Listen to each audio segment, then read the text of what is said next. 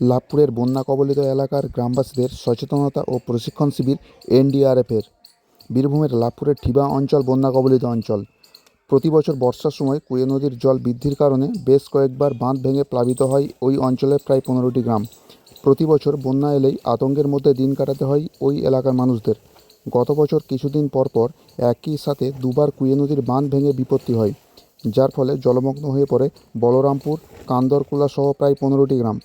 আর মাত্র কয়েক মাস পরই বর্ষা, আর তার আগেই লাভপুরের বন্যা কবলিত ঠিবা অঞ্চলের বলরামপুর গ্রামের সচেতনতা ও প্রশিক্ষণ শিবির করা হলো ন্যাশনাল বিপর্যয় মোকাবিলা বাহিনীর পক্ষ থেকে। বন্যার সময় পরিস্থিতি থেকে বাঁচতে বলরামপুর গ্রামে একটি পুকুরে দেখানো হয় যে বন্যা পরিস্থিতিতে কিভাবে রক্ষা পাওয়া যাবে এবং কেউ ডুবে গেলে তাদেরকে ঘরোয়া উপায়ে কিভাবে উদ্ধার করা যাবে।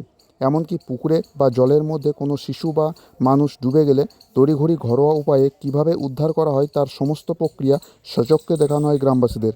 এই সচেতনতা ও প্রশিক্ষণ শিবির দেখে অনেকে উপকৃত হয়েছে বলে জানান গ্রামবাসীরা।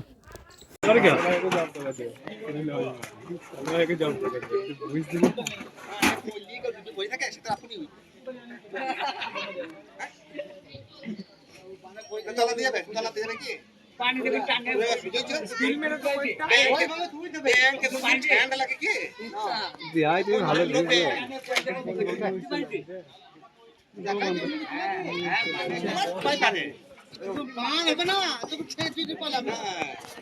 এনডিআরএফের আধিকারিকরা এই বিষয়ে কি জানাচ্ছেন শুনবো। ये डिस्ट्रिक्ट लेवल मॉक एक्सरसाइज है फ्लड से रिलेटेड कि जब भी कभी कोई फ्लड से रिलेटेड कोई भी विपदा आती है उसमें किस तरह से हमारी फोर्सेस जो हैं या फिर अपना एनडीआरएफ हमारी या सिविल भी हमारे जो हैं उसके ऊपर किस तरह से एक्ट करते हैं उसका एक प्रैक्टिस होता है। ये इसमें जैसे एक रियल सिनेरियो बनाया जाता है उसके ऊपर ही ये कार्रवाई हम लोग अपनी पूरी करते हैं। जैसे कि फ्लड आती है तो क्या क्या होता है दिक्कत, जैसे कि फ्लड आएगी तो एवैक्यूएशन करना पड़ेगा, लोग अपने घरों में फंस जाएंगे।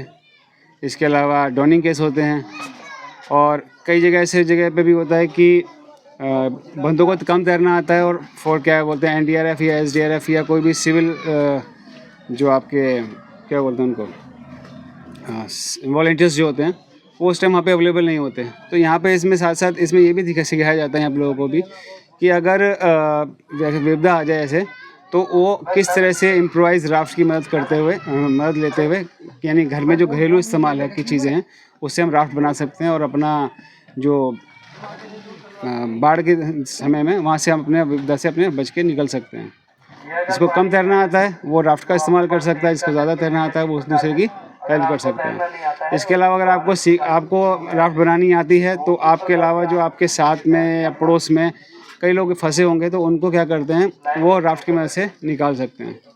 इसके अलावा कभी कभार क्या होता है कि इसमें ड्राउनिंग केस भी हो जाते हैं, तो ड्राउनिंग केस में उनके फिर परिवारजनों को मिलने की ज़रूरत होती है, उनके परिवार वाले परेशान होते हैं तो उनकी डेड बॉडीज़ को भी हम लोग इसमें उनको हमारे डीप डाइवर आपने अब देखा है इसमें कि डीप डाइवर से नीचे से कैसे निकाल के छानते हैं और छान के निकाल के लेके आते हैं, वैसे ही उनके परिवारजनों को ढूंढ के उनको सपोर्ट किया जाता है।